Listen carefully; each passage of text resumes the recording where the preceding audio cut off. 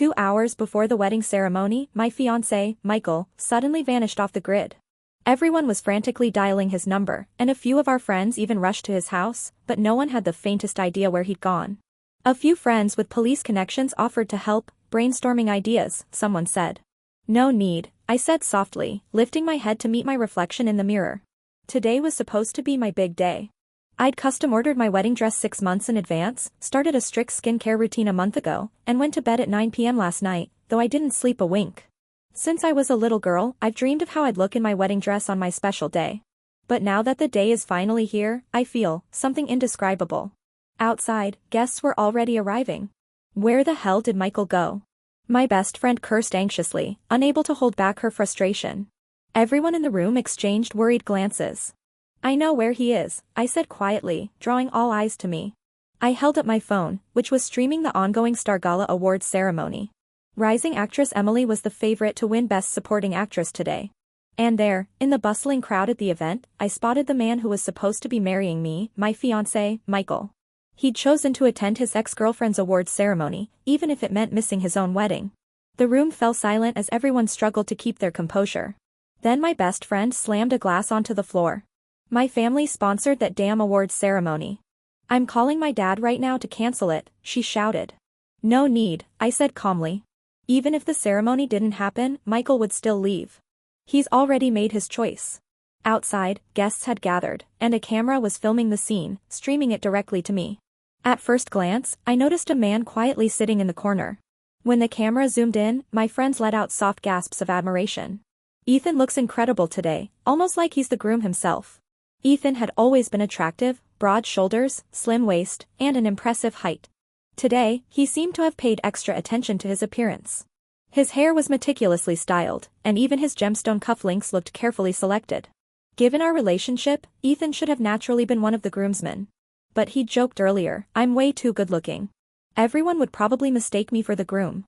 It sounded narcissistic, but it wasn't far from the truth. In any case, Michael had firmly objected to Ethan being part of the wedding party. Michael still isn't answering, my best friend frowned, her brows furrowed so deeply it seemed she could crush a mosquito between them. I gently patted her hand and spoke with absolute calmness. In that case, let's just switch to another groom. Without hesitation, I texted Ethan, I'm getting married today, but I'm missing a groom. Interested? The reply came almost instantly, I can. The next moment, I watched Ethan quickly stand up on screen, hurrying away from his seat. 2 minutes later, Ethan appeared before me. My friends were completely right, I said bluntly. He truly looked every bit the groom today. Since Michael isn't showing up, I now need a new groom. I'm available, Ethan answered without hesitation. Our friends stared at us, wide-eyed and stunned. I then called the makeup artist to prepare Ethan. Fortunately, he was naturally handsome, so 2 hours was more than enough for him to get ready. Next, I summoned my assistant. Take down all the signs at the entrance and remove everything related to Michael. Any guests from Michael's family who don't have direct business relationships with us, send them away and return their gift money. The assistant hesitated, cautiously suggesting, wouldn't that be too disrespectful? But after a single glance from me, he immediately shut his mouth. Since Michael hadn't shown any regard for my dignity, I certainly wouldn't worry about his. Let Michael handle the embarrassment of dealing with those guests himself. I turned to look at Ethan, who was currently having his makeup done. When our eyes met, he smiled gently. Are you nervous? He asked softly, surprisingly finding time to worry about me despite being a last-minute groom. Not at all, I replied calmly. The wedding dress was beautiful, exactly how I'd imagined. The makeup artist, unaware that the groom had changed, continued praising how perfectly matched we were. Call your family and have them come over, I told Ethan. We still have 20 tables to fill. You'll have to figure out how to handle them. Ethan immediately started making calls. His parents had passed away long ago, so they wouldn't be able to attend. Ethan had inherited all of their assets, so his extended relatives had always been eager to curry favor with him. Now the opportunity had finally come. People in this circle were all shrewd. No matter how curious they might be privately, they would never openly show it. Thus, before the wedding officially began, wave after wave of guests arrived at the venue, each one dressed formally, holding gift money or presents in their hands. A few of my friends were busy at the entrance, registering gifts, their feet barely touching the ground. With only 20 minutes left until the ceremony, Ethan was already fully dressed, standing before me, looking remarkably dignified and impressive. For a brief moment, I felt as if I was looking at that spirited young man from years past. Ethan had always liked wearing white back then, and even now. Ethan's assistant walked in, handing him a box, which he immediately passed to me. His wedding gift was an extraordinarily exquisite diamond necklace, a show-stopping piece from a New York auction house a couple of years earlier, featuring perfectly cut square diamonds and sold for over $100 million. As soon as I put the necklace on, I clearly felt its weight on my neck. Ethan stood behind me, a satisfied smile on his face. "It suits you beautifully," he remarked. "Then I'll give you something as well," I replied, taking out a pair of diamond cufflinks and a matching diamond brooch. Ethan understood instantly, swiftly replacing his own cufflinks and carefully pinning the brooch onto his jacket. Standing side by side, we looked at our reflections in the mirror. The diamonds on the necklace and brooch sparkled dazzlingly. We did indeed look quite compatible, far better than Michael and I ever did. Just as I was silently marveling, a sudden commotion erupted outside the door. "I need to see Olivia. Let me in now." Michael's parents were anxiously stamping their feet at the entrance. All the other Jean family guests had already been asked to leave, and they too had been unable to contact Michael, undoubtedly facing utter embarrassment. "Olivia, don't worry. We've sent people to find him," Mrs. Jean said hurriedly as soon as she saw me. But Ethan swiftly stepped in front of me, blocking her. "Ethan, why are you here?" Shock and disbelief filled the Jean's eyes. I slowly spoke up in response. "Your son acted irresponsibly, so I've replaced him." Seeing as Michael's parents had always treated me relatively well, I reluctantly allowed them to remain at the wedding. However, the main table was reserved for my parents, grandparents, as well as Ethan's grandfather and aunt. The Jeans could only sit at a distant table, craning their necks to see what was happening up front. Only after getting married did I truly realize how incredibly busy a wedding day could be. The meticulously planned banquet food, I didn't manage to eat even a single bite of it. After finally completing all the wedding rituals, I was starving. Ethan sat beside me, his large hands gently and patiently massaging my waist, instantly alleviating my soreness considerably. The final task of seeing off the guests fell entirely to the elders. I sat resting in the dressing room, so hungry that I felt I could devour an entire cow. As I waited for the servers to bring food, I picked up my phone to scroll absent-mindedly. As soon as I unlocked the screen, a headline immediately caught my eye: "Rising star Emily unexpectedly loses out, fails to win Best Supporting Actress." Surprised, I raised an eyebrow and clicked into the article. It turned out today's award had gone to another actress entirely, and Emily was unable to conceal her displeasure at the ceremony.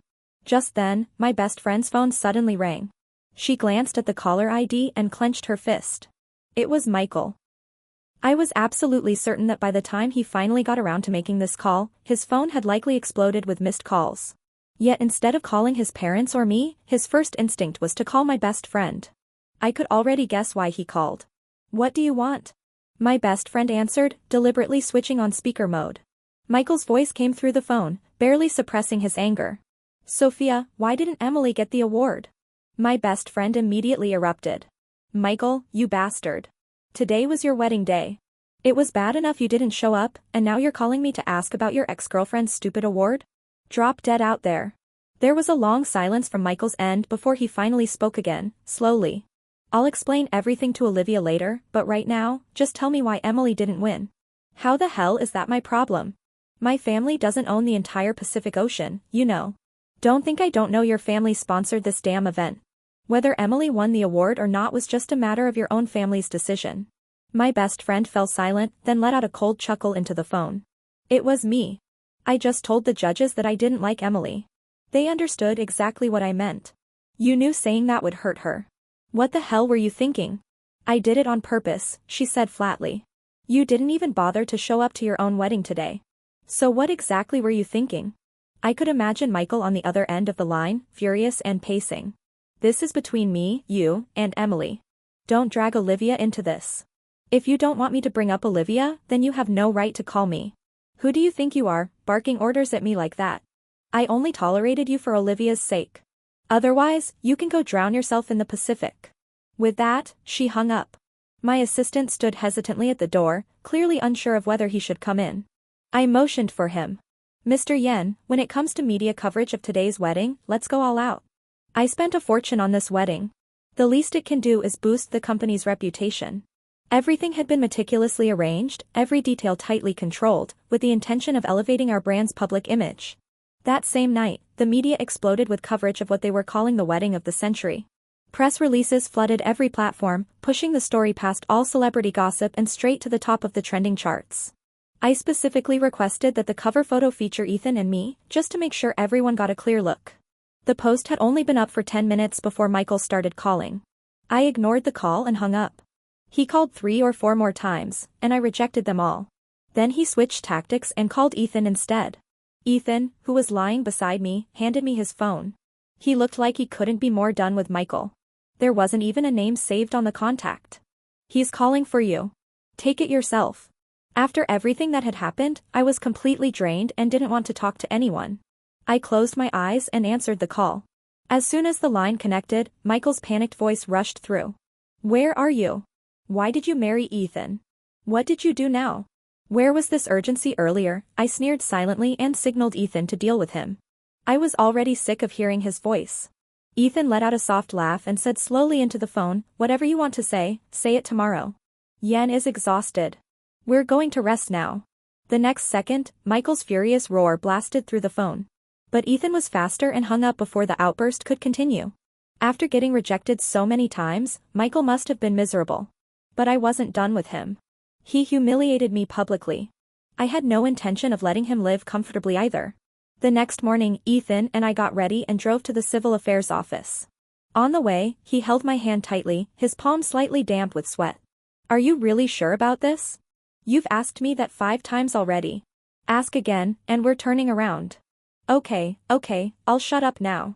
He clamped his mouth shut immediately and sat obediently beside me. His driver was at the wheel, occasionally glancing at us in the rearview mirror. As we neared the entrance to the marriage registration office, the driver finally spoke up. "Mr. G, about that trip abroad you planned for March 18th. March 18th is tomorrow."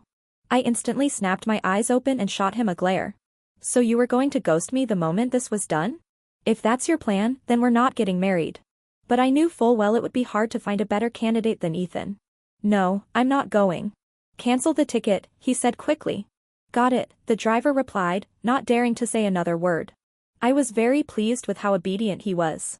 After all, if we wanted a good public image for the company, the CEO's relationship status would inevitably attract public scrutiny.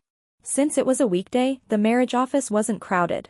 By the time we finished taking photos and registering everything, it wasn't even noon, and the marriage certificate was already in our hands.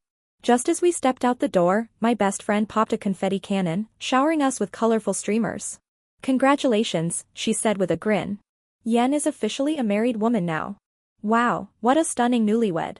A few of my friends teased, laughing playfully. A lively group crowded around the entrance of the civil affairs office, buzzing with joy. Not far off, however, a certain man looked utterly dejected.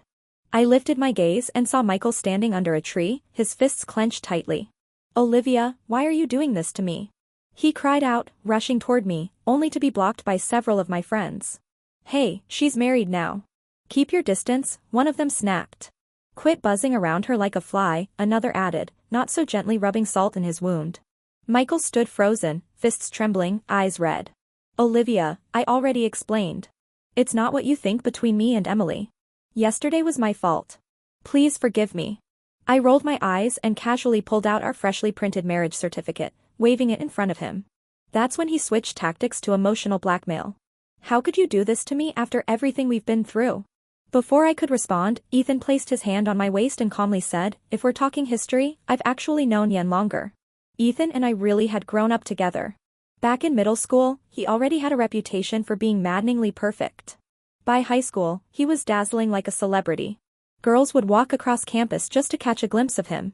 His desk was always piled with snacks, drinks, and breakfast, and of course, love letters. Funny enough, I was the one who delivered those letters for them. Most girls didn't even dare talk to Ethan, and he completely ignored them anyway.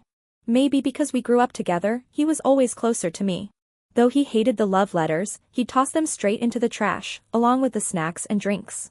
I'd clutch my chest dramatically, scolding him for wasting food. Ethan, always amused, would smile and say nothing. The next day, my desk would be stacked with snacks instead. Later, he went to study in the UK. During that time, I met Michael. My dad thought Michael seemed decent and honest, and since his abilities were average, even if he eyed our family's wealth, he'd never outmaneuver me. I didn't want a man who was too aggressive or dominant. My career was my priority, and marriage was optional at best. Michael looked good enough to display at home, and that was fine by me. But since he didn't know how to behave, I had no reason to keep holding on. Clearly, though, he couldn't accept that. He stared at the marriage certificate in my hand like it was the end of the world. Olivia, don't be impulsive. Marriage is sacred. Exactly. That's why I won't tolerate even a speck of betrayal, I cut in coldly. I didn't want to argue with Michael in public, so I turned and left with Ethan. My friends followed close behind. We hadn't even reached the car when I heard Michael's furious voice behind me. Fine, Olivia, just wait. I'll make you regret this. I couldn't help but laugh. You make me regret it? That's a joke.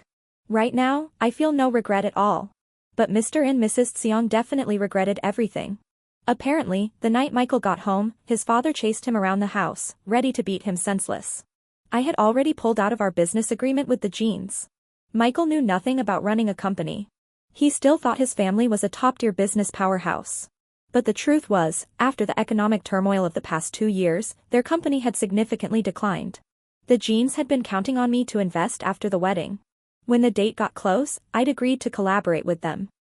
But now that the marriage was off, that deal was naturally dead too. The elder jeans began begging for favors everywhere. One of my colleagues who had been managing the project said his phone was practically exploding with calls. After begging fruitlessly for a week, Michael's father finally dragged him to see me. Olivia, business may be off the table, but can't we still maintain a personal bond? He asked. We watched you grow up, after all. With all due respect, sir, you met me when I was already an adult. And if you want to talk about honor, let's not forget it was Michael who broke that first.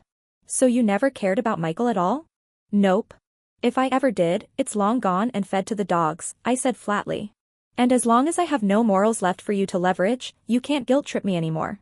Mr. Jiang opened his mouth to say something else when Michael's phone suddenly rang. I instantly recognized the ringtone. It was the custom one he had set for Emily. As soon as Emily picked up the phone, Mr. Jiang flew into a rage, practically stomping his feet. What are you doing? You're still tangled up with that woman? Have you completely lost your mind? If you go to her now, I'll pretend I never had a son. Starting today, you're cut off. Don't you dare spend another cent of this family's money. Unfortunately, Michael didn't hear a single word. He had already stormed out of the office. How pathetic. Honestly, giving birth to a son like him might be worse than raising a slab of roast pork. Still, it proved one thing, Michael had his own agenda. He knew he couldn't get anything out of me anymore, so he turned around and went crawling back to Emily. The office fell into an awkward silence. Mr. Xiang stood stiffly, still trying to salvage the situation. Olivia, listen to me. I promise I'll make things right. That won't be necessary, I replied flatly. Michael and I are over. He doesn't owe me anything. You and Michael were together before, weren't you? You must still. Mr. Jiang began. I cut him off coldly. Are you seriously encouraging your son to try and steal me away now? Before he could answer, the office door was pushed open, and Ethan walked in with a cold expression. Why are you here? I asked, a little surprised. I heard your company's working on a promising project that might be a good match for us. So I came to talk about a potential partnership, he replied, locking eyes with me. The second he did, his expression softened noticeably, and his voice lowered with a gentler tone. But did we really have to do this here? Couldn't we talk about it tonight? Tonight is after hours, he said. I don't want to discuss work then. Besides, I wanted to see you. That's why I came. You don't mind me dropping by unannounced, do you? Ethan pulled over a chair and sat right beside me, even blinking playfully like a mischievous schoolboy. Honestly, he really did have the makings of a professional heartbreaker. Mr. Aijong looked completely out of place, scratching his head awkwardly before silently walking out of the office. Later, when my assistant came in to report, he said, Mr. Song had been dialing Michael's number on the way out. But Michael was stubborn to the end. That very evening, I saw a post from Emily on social media announcing that she was officially in a relationship. Emily was still in the rising phase of her career, so this move wasn't exactly wise. Many fans immediately flooded the comments in disbelief and disappointment. But Michael, of course, was thrilled. He even took a screenshot of her post and shared it on his own feed. To have a woman who would give up everything for you, she's worth it all. Don't worry, babe. Whatever you lost, your man will make up for it. My best friend commented underneath with a snort. Does your family even have any connections in the entertainment industry? From where I'm standing, you're better off in food service. That pie in the sky you're painting looks pretty tasty, though. Honestly, I was genuinely curious to see whether Emily would stick around once Michael's credit card stopped working and reality hit. I couldn't wait for the day he was flat broke. That Friday happened to be Ethan's birthday, so I decided to go gift shopping over the weekend. As fate would have it, we bumped into the happy couple themselves, Michael and Emily, at a luxury boutique. Emily was nestled against his shoulder, and the two of them were laughing as they strolled into a jewelry store. "Time for some fun," my best friend whispered, instantly dragging me inside. Thanks to years of six-figure spending at this store, the sales associates recognized us immediately. "Miss Yen, what would you like to look at today?"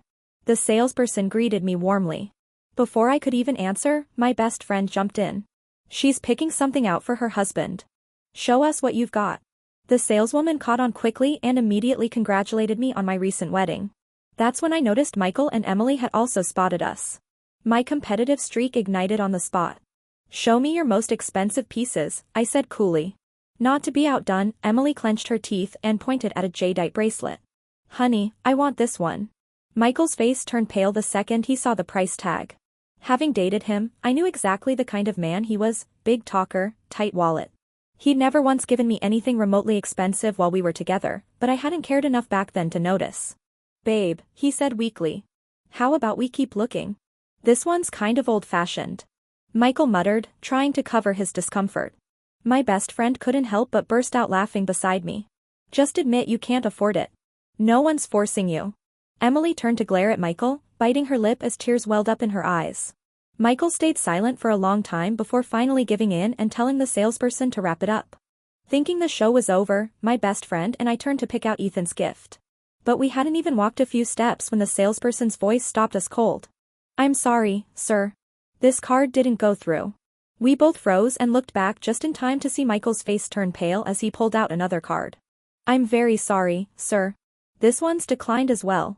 Michael fumbled out a third card, and again, nothing. Each one failed, one after another. We stood to the side, watching in stunned disbelief. Meanwhile, I chose a gift and swiped my card in one smooth motion. As we left, I gave them both a smug little glance. My best friend leaned in and whispered, since going public with their relationship, Emily's already lost a few endorsement deals she had lined up. She thought the Jang family would guarantee her an easy ride to the top, but turns out she backed the wrong horse. I gave the gift to Ethan that night. He stood there stunned for a second, not reacting until half a minute later. "Thank you. I have something for you too," he said, handing me a file. "No special occasion, and I still get a gift," I teased. "You might find what's inside interesting." Just as I was about to open it, I noticed something on his computer screen. All the documents were in English. "Are you reviewing files from the overseas branch?" I asked, catching a glimpse of a personnel document on the screen. He said, closing the file with a casual flick. "The previous branch manager was transferred, so we're appointing a new one." But I had clearly seen that the former branch manager had left a month ago. It was impossible for a key role like that to be left vacant so long overseas. Something didn't add up. "Ethan, just be honest. Were you planning to move abroad?" He fell silent for a moment, which was rare. "Yes. I was going to leave after your wedding." Suddenly, it all made sense. The strange expression on his assistant's face the day we registered our marriage. "And were you planning to come back after that?" "Probably not. I just wanted to see what you look like in a wedding dress." Maybe I'd been too focused on work all these years and failed to notice the feelings of those closest to me. I'd grown up with Ethan, yet I never realized what was in his heart. That night, we stayed up talking for hours, and I didn't wake up until noon the next day. I was still groggy when my best friend's call jolted me upright. "Why the hell are you still sleeping? Big news just dropped." "Who is it? Michael?" I asked, forcing myself to sit up. "Yes. I just got word. Turns out that Song family has an illegitimate son. He's only a year younger than Michael. Until now, Michael thought he was an only child and did whatever he wanted. But now, bet he's sweating." "Huh," I mumbled, rubbing my eyes. "You're not surprised," she demanded. "Don't tell me you knew already. Did you leak this?" "Nope. It was Ethan. He only found out last night while reviewing some internal background documents. Apparently, before Michael's father married his mother, he'd had a mistress. After realizing Michael's mom had money, he married her and kept the mistress hidden. Even the younger son had been sent abroad for university. He'd only recently graduated and returned to the country. The Jang men really did seem genetically wired to be jerks. I knew Ethan wouldn't just let Michael off easy, my best friend said with a grin. I didn't reply, but I was definitely enjoying the show. What surprised me most was Emily's reaction. She was the first to respond, immediately announcing that she was single again and claiming she'd been deceived but had now seen the light. Comments flooded in, "Congratulations on becoming single again, Emily." People in our friend group chat were in an uproar, openly mocking Michael. Emily wasn't stupid. She'd been counting on controlling Michael, thinking once she had him wrapped around her finger, the entire Song family fortune would be hers. But now things had clearly taken a turn. Michael has a younger brother. He must have cried himself into a coma in some bathroom stall by now. Everyone in our social circle was watching the Zhang family's drama unfold like it was primetime television. To everyone's surprise, Mr. Song openly acknowledged the second son and even hosted a banquet to formally introduce him. Not long after, I received an invitation. How could I miss such a spectacle? I immediately prepared an extravagant gift and decided to attend. At the banquet, everyone sang the younger Zhang's praises, how he'd graduated from a prestigious university and had unlimited potential. But I was the only one who noticed Michael sulking in the corner. The suit he wore was the very one he'd prepared for our wedding. On him now, it just looked pitiful. Michael's mother's assets, all that she'd brought into the marriage, had long been taken by Mr. Jiang. And now she could do nothing but watch as the mistress's son officially took his place. Michael could only swallow his pride and bitterness. Our eyes met. His expression lit up, and he stood to approach me. "Olivia, I broke up with Emily. That woman is shameless. She lied to me. She said she loved me." He suddenly stopped, realizing he'd said too much. Clearly, he remembered he'd once told me the same thing. But words are cheap. Why should I care what he once said? "No, Olivia, please hear me out. My feelings for you were real." "Excuse me," Ethan interjected, walking over with a glass of wine, his hand naturally sliding around my waist. "Is there something you'd like to say to my wife? Because whatever it is, I think I should hear it too." Michael went pale, veins bulging on his forehead. "But I was supposed to be the one marrying Olivia." He swooped in and stole everything. "What gives you the right?" Ethan and I both laughed. After all, Michael was the one who'd run off on our wedding day, and now he had the nerve to accuse someone else of stepping in. "Well," Ethan said calmly, "I have to thank you, Mr. Song, for giving me the opportunity." "Really, thank you for stepping aside." Michael snapped. He lunged forward and shoved over the champagne tower, sending glasses crashing in a deafening wave. All eyes turned toward us. Mr. Xiang rushed over in a panic. "What are you doing? Stop humiliating yourself." He grabbed Michael's arm, trying to drag him out of the venue, but Michael violently shook him off. "What right do you have to lecture me? You betrayed my mother, had a mistress, and now you're parading your other son around like it's a surprise? What right do you have to control me?" Drunk and fuming, Michael swept everything off the table in one go. "So you really did have another son? No wonder you never cared about me. In your eyes, what did my mother and I ever mean to you? Stop this nonsense right now." Mr. Jiang barked, trying to push him away again. That's when the younger son stepped out to separate them. "Dad, calm down. Michael's probably just drunk." Michael glared at him. "Don't pretend to be the nice guy. I know what you're really after. You want our family's fortune." The younger man shook his head repeatedly as Mr. Jiang stepped in front of him protectively. "You're both my sons. The estate will be split equally. Why should it be? Some of that money belonged to my mother." Michael shouted. Right in front of all the guests, the two brothers started arguing with Mr. Xiang. I stood off to the side, thoroughly enjoying the chaos. Unfortunately, the crowd was too eager to mediate, and no one threw any punches in the end. The whole debacle became the hottest gossip in our circle for weeks. The Jean family had already been in decline, but now, with infighting between the two heirs, things had only gotten worse. I took the opportunity to begin quietly acquiring shares of their company. At first, everything was moving steadily. But then a major piece of land I'd been eyeing suddenly slipped through my fingers. It should have been a sure win until a dark horse unexpectedly showed up. I immediately told my assistant to look into it. "Miss Yen," he reported. "Michael and his team offered a lower price than we did. The bidding had already been delayed multiple times." I remembered casually mentioning the property to Michael before our wedding. He must have remembered, and now he was using it against me. When I got the call, he had the nerve to play the victim. "Olivia, please don't be mad," he said. "I didn't mean to steal your project. You know how hard things are for me and the company right now. If I don't prove myself, then who else is going to support me?" Michael said, voice trembling through the phone. "The boss who doesn't know how to read a room, it's only a matter of time before the whole company collapses." "Michael, do you even hear yourself?" I said coolly. I just called to remind you, don't think that winning the bid means you'll actually secure that land. In business, there are plenty of ways to compete. I didn't let go of a single flaw in Michael's project.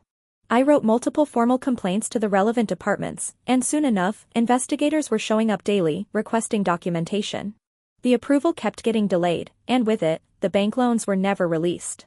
It didn't take long for the Zhang family to hit a financial crisis.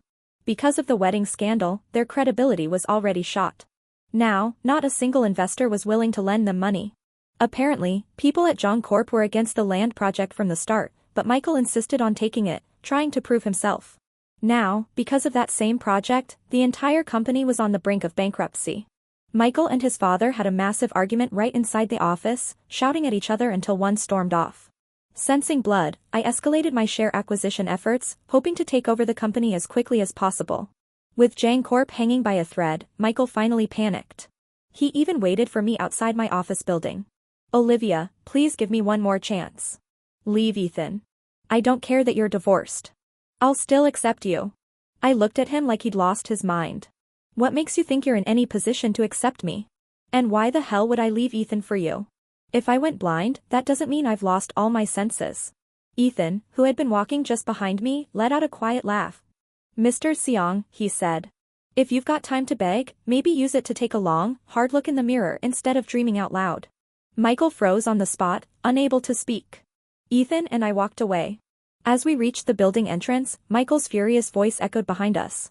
Olivia, everything that's happened to me is because of you. I swear I'll make you pay. Always the victim, never his fault. Michael had mastered the art of blaming everyone but himself. I sneered and tightened my hold on Ethan's arm as we made our way to the underground parking garage. Suddenly, a loud engine revved behind us. I turned at the sound, only to be blinded by high beams. Before I could react, someone shoved me hard to the side. The next moment, a car sped past and slammed straight into Ethan. Frozen in shock, I saw Michael's twisted face behind the wheel, filled with pure, unfiltered rage. By the time we got Ethan to the hospital, my brain had finally started to process what had just happened. My assistant arrived not long after. Thankfully, Ethan's injuries weren't life-threatening, just a fractured left leg and a cast. I tried to peel an apple for him, but my hands were shaking so badly I couldn't hold the knife. Ethan gently took it from me, his voice soft and steady. Don't be scared. I'm okay. He smiled, then set the knife down. If you're fine, then walk, I snapped, still overwhelmed. The doctor said you need rest. You're not allowed to put weight on that leg for weeks. What about Michael? He asked. The police took care of it, I said firmly. I'm not letting him get away with it this time. I never expected him to be this bold, ramming a car straight at someone in a parking garage. After the crash, Michael had apparently realized what he'd done, panicked, and tried to drive away. He didn't get far. The guards at the gate stopped him and turned him over to the police. Someone like him, so impulsive, he needs to learn a lesson, Ethan muttered. Oh, and you weren't impulsive? I retorted lightly, tapping the cast on his leg. What were you thinking, throwing yourself in front of a car like that? It was instinct, he said simply. I saw the car coming, and all I could think about was pushing you out of the way. That's it. Even recalling it now made a cold sweat break down my spine. How had Ethan managed to react so fast, or was it just pure instinct? And then, unexpectedly, I felt a twinge of gratitude toward Michael. Ethan noticed my expression and immediately dropped his smile. Gratitude toward him? Are you serious? Thank him? I only thank him for running away from our wedding. Because of that, I ended up with Ethan, the best partner I could have asked for, even if it happened completely by accident. What started as a mistake turned out to be the greatest blessing of my life. Good night, I whispered.